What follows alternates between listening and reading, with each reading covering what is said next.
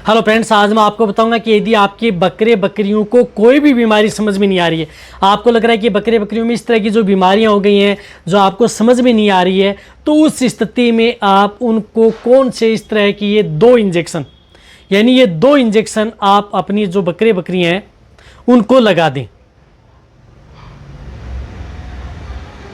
तो कौन से इस तरह के दो इंजेक्शन है, उसको कब कैसे आपको उपयोग करना है, कितनी डोज देनी है, किस तरह की स्थिति में आप ये इंजेक्शन है वह आप अपनी भेड़ बकरियां हैं उनमें आप उपयोग कर सकते हैं।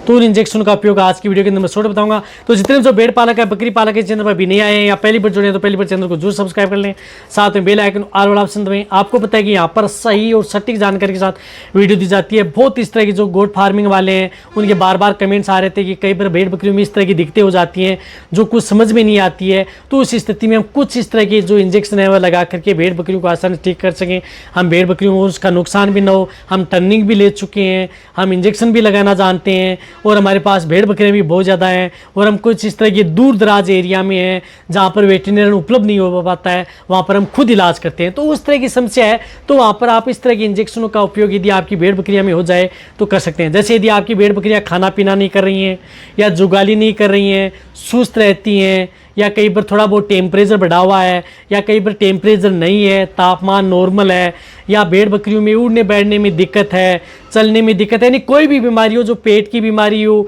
चाहे बैक्टीरियल डिजीज़ हो, चाहे वायरल डिजीज़ हो या अदर जो कोई प्रोटोजोआ या अदर कोई किसी तरह का इन्फेक्शन यदि आपकी भेड़ बकरी में हो चुका है लेकिन आपको समझ नहीं पा रहे कि क्या इलाज करें, तो उस स्थिति में आप वह दो इंजेक्शन है वह इंजेक्शन अपनी भेड़ बकरियों में उपयोग करवा सकते हैं। तो इसके लिए सबसे पहले जो इंजेक्शन आता है वह इंजेक्शन है जिस प्रकार से मिलोनेक्स इंजेक्शन यानी मिलोक्सीकेम साल्ट का जो इंजेक्शन आता है, सिंपल मिलोक्सीकेम यानी मिलोनेक्स इंजेक्शन का उपयोग आप अपनी भेड़ बकरियों में करा सकते हैं। यह आपकी किसी भी तरह की स्थिति है उनमें भेड़ बकरियों को कंट्रोल करता है।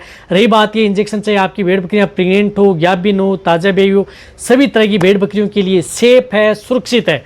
तो इस इंजेक्शन की डोज आप अपनी भेड़ बकरियों को जिनका वजन 20 kg है यानी 20 kg तक वजन है तो आप इस इंजेक्शन का उपयोग 1 या 2 ml यानी 1 से 2 ml आप उपयोग कर सकते हैं। और जिन भेड़ बकरियों का वजन 20 kg से 40 kg तक है तो ये 3 ml से तक उपयोग कर सकते हैं और ज़्यादा वजन है तो 4 ml भी इस इंजेक्शन का उपयोग किया जा सकता है। तो कहने का मतलब है कि ये इंजेक्शन वैसे स्टैंडर्ड डोज तो 1 ml पर 20 kg body weight intramuscular intravenous भी ये इंजेक्शन दिया जाता है। कई बार सबकट भी इस इंजेक्शन का उपयोग कराया जा सकता है। तो ये इंजेक्शन दिया जा सकता है।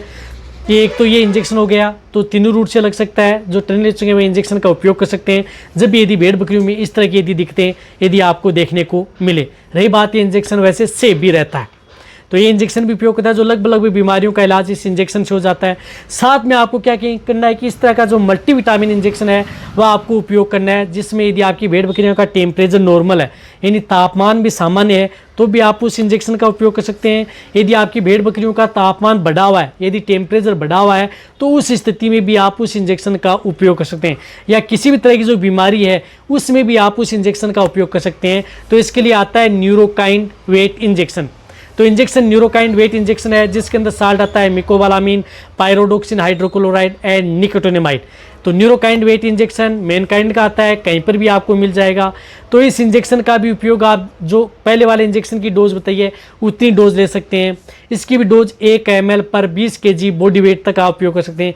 1 या 2 ml 20 kg तक है तो 1 या 2 ml आप ये इंजेक्शन इंट्रामस्कुलर या इंट्राविनस यानी खून में भी ये इंजेक्शन लगाया जा सकता है और मांस में भी ये इंजेक्शन लगाया जा सकता है। तो दोनों रूट से इंजेक्शन लगता है। रही बात ये इंजेक्शन सभी भेड़ बकरियों के लिए सेफ है, सुरक्षित है, दूध देने वाली हो या बड़े बकरे हो, बकरियाँ हो, वहाँ पर आप तो इन इंजेक्शन का तो ये दो इंजेक्शन है जो आप इंजेक्शन का उपयोग कर सकते हैं। भेड़ बकरियों में इसकी डोज आप 2 ml से लेकर के 4 ml आप बड़ी भेड़ बकरियों में उपयोग कर सकते हैं। बच्चे हैं तो 1 ml आप इन इंजेक्शन का उपयोग करवाया जा सकता है। रही बात 2-3 दिन आप लगातार इस इंजेक्शन का उपयोग दोनों का उपयोग करा सकते हैं।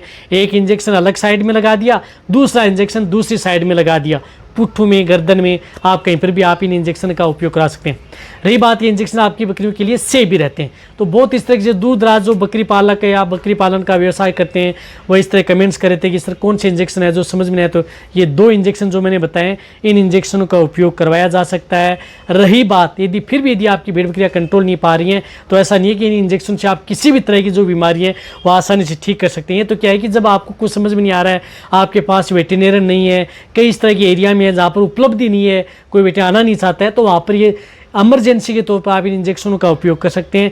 फिर आप अपने ठीक नहीं हो रहा है तो आप अपने वेटरनरियन की सलाह लें, ताकि आपका वेटरनरियन है एक समय भी ज़्यादा ले रहा है तो आप आ सके और उन बकरियों को बचाया जा सके।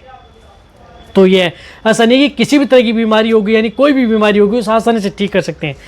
आसानी से ठीक नहीं कर सकते, लेकिन समझ में नहीं आ रहा तो उन्हें कंट्रोल किया जा सकता है इन इंजेक्शन से भेड़ बकरियों को, ताकि भेड़ बकरियाँ सेफ हो जाए। और कई तरह बड़े लगभग बकरियों में इस तरह की जो बीमारियाँ देखने को मिलती हैं जो इन 2 इंजेक्शन से बीमारियाँ ठीक हो जाती हैं। तो ये वीडियो सभी जो भेड़ पालक हैं, बकरी पालक हैं, उन सभी के साथ ये वीडियो शेयर करें। इसी तरह से आप मेरी वीडियो देखते रहें। थैंक्स, धन्यवाद।